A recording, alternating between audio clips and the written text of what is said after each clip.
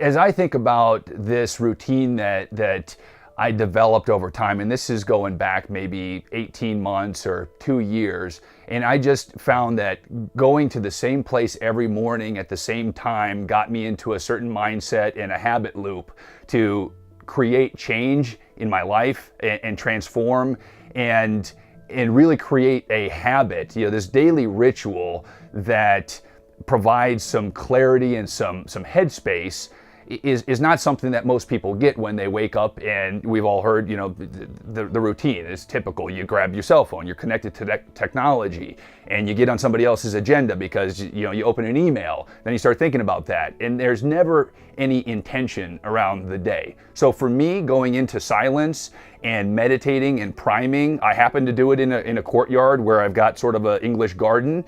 You don't need that to do it. You could go anywhere. But I do think that there's some benefit to the consistency and there being that trigger and that routine. And so for me, I love to be, and I always have since I was a child. I just, I like to plant grass and flowers and see the growth. So there's a lot of metaphors, I think, between nature and caring for things and promoting that growth and seeing that same growth in your own life. It could be clearing your mind of all thoughts. And many people will say that's the right way to meditate. I think the right way to meditate is however you get some clarity in your mind and you feel like that's a place where, we're all sharing this human experience, right? So there's no judgment, there's no guilt. However it works for you to get some clarity, that's really what this is about, is focus and having intention about the day. I think people have good intentions around habits. F.M. Alexander said, people don't determine their futures, they determine their habits, and their habits determine their futures. And I completely agree with that because, good intentions are just not enough, right? People will set out and they may even have goals and they may even be clear about their goals.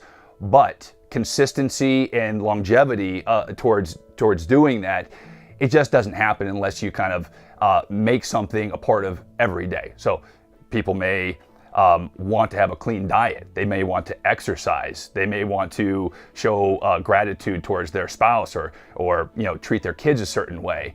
And until that becomes a daily behavior, I don't personally believe that it will ever work for you long term. For me, I just say, figure out what you want in your life and then build the habits around that. Like Dan Sullivan says, a lot of people are just getting ready to get ready to get ready. And then the opportunity passes them by. And Seth Godin once said, you have to be able to say to yourself and be comfortable saying, this may not work out. And that, I just learned this in the last few months, and I can't tell you how many times I think about that.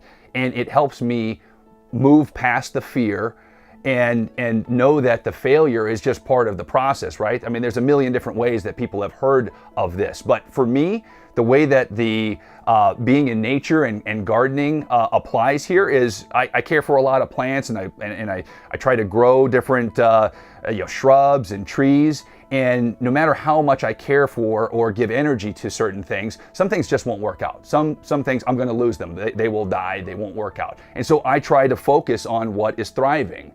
And I keep trying and I keep growing. And so the idea that failure and loss and how you can think of that in the garden is very applicable to life. Because, I think Dan also says, if what you do throughout your life is to focus on your weaknesses, you'll just have a lot of strong weaknesses.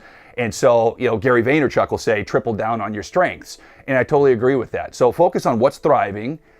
And then the other piece of that is just know that, Sally Hogshead says, I'm trying to be more of who I am at my best.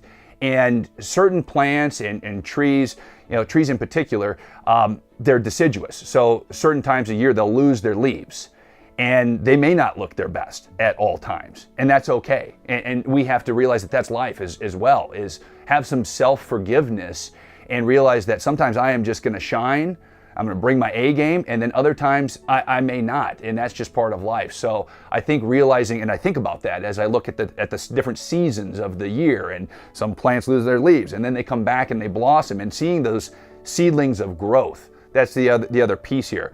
is just phenomenal. I mean, I really like to pay attention to that, and I think about that, and I apply it to my life. But that's the other piece as far as the growth and making deposits into your relationships, as Joe Polish and Dan Sullivan talk about in their 10X talk.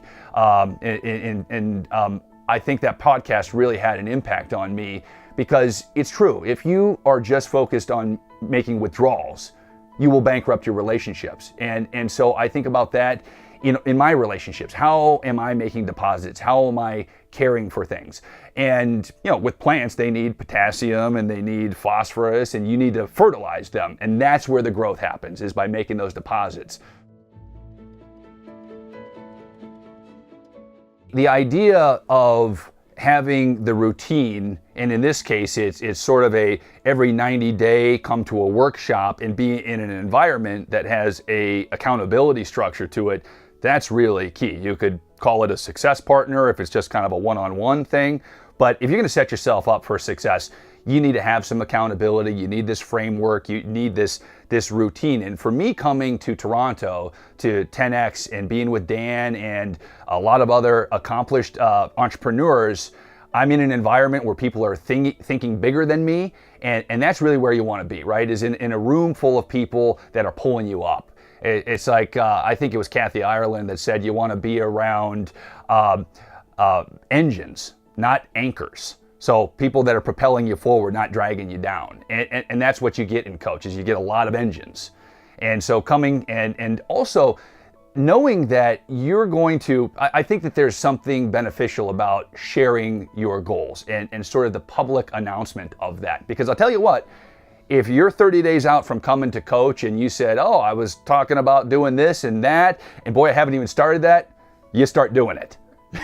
and you do it rapidly. And so that's an interesting piece of being held accountable and publicly announcing what you're going to do, because people hate embarrassment. So if nothing else, avoiding the embarrassment and doing things, if whatever it takes to get you to do it. I mean, that's, you come and then you think and then you build, as my mentor Christy in the program told me, you're going to build the track that you're going to run on for the next 90 days. And I love that visual. I mean, sometimes that's just what you need, is the context of something is very meaningful. A lot of people are focused on context, and Joe Polish actually, I think, was the first one I heard this from, is you can hear things 10 different ways. You need to hear it once where it actually resonates with you.